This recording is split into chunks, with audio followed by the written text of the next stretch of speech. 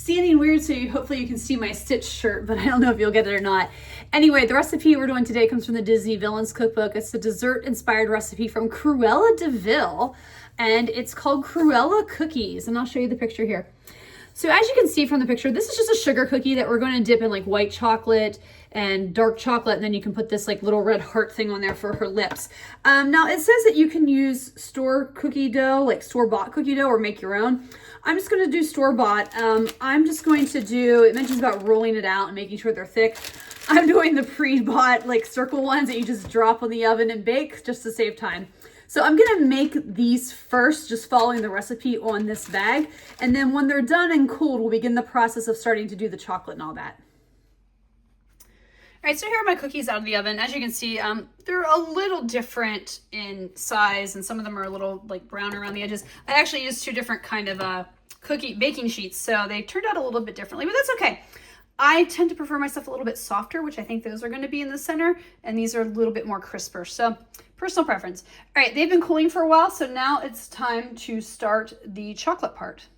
First up, I have my white melting chips that I'm going to go ahead and microwave per the instructions. And the instructions for this one just basically say at half power or defrost, melt for 30 seconds, stir, and then continue to do in 15-second intervals until they're melted.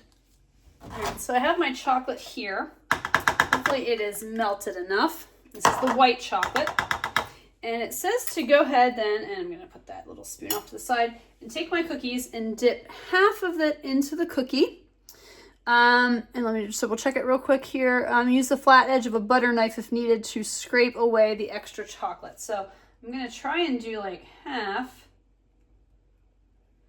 I think it's supposed to be at like an angle, which, there, I'll use the...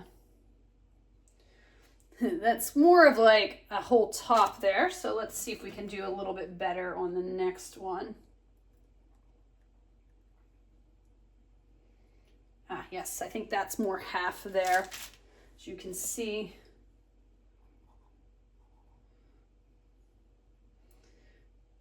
Yep, scraping off with a few of these. So there's a little bit of a half there on some of them. Don't feel like, yeah, these bigger ones that are a little bit browner, that were cooked a little bit more, they seem to be a little bit easier to get on. There we go. There we got some on the half, and I'm just gonna.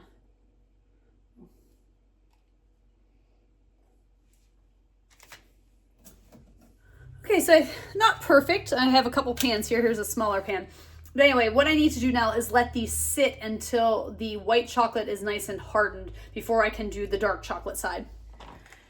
All right, I'd say it's probably been about 30 minutes or so, and these seem like they're set up very nicely. So now we're going to do the same thing, but you'll notice over here, I have dark chocolate, and I'm going to dip the other side. All right.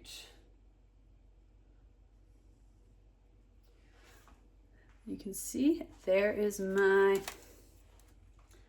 2 halves to Corella's hair, I guess you could call it.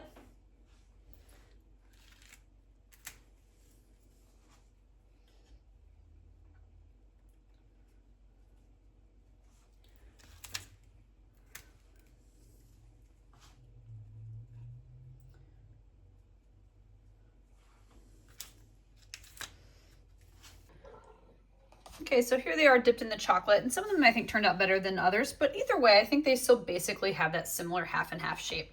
I'm gonna let the chocolate sit before we do the final touch. Okay, so the last step, if you notice here, it's this little heart, and it says just to take a heart sprinkle and put it on there, which I think is supposed to basically represent her mouth. I actually couldn't find any heart sprinkles. I only looked a few places, but I didn't feel like looking everywhere, and I didn't feel like ordering anything.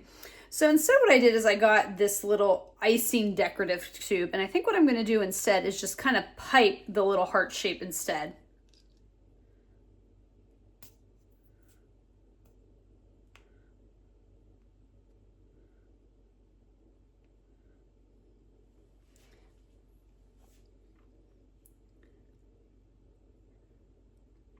Sort of playing around with it a little bit. So I'm like, oh, I should do a heart, and that first heart didn't turn out very well.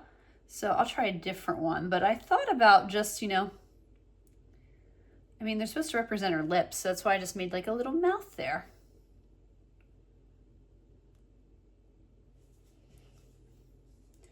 Kind of alternating between mouths and hearts. There,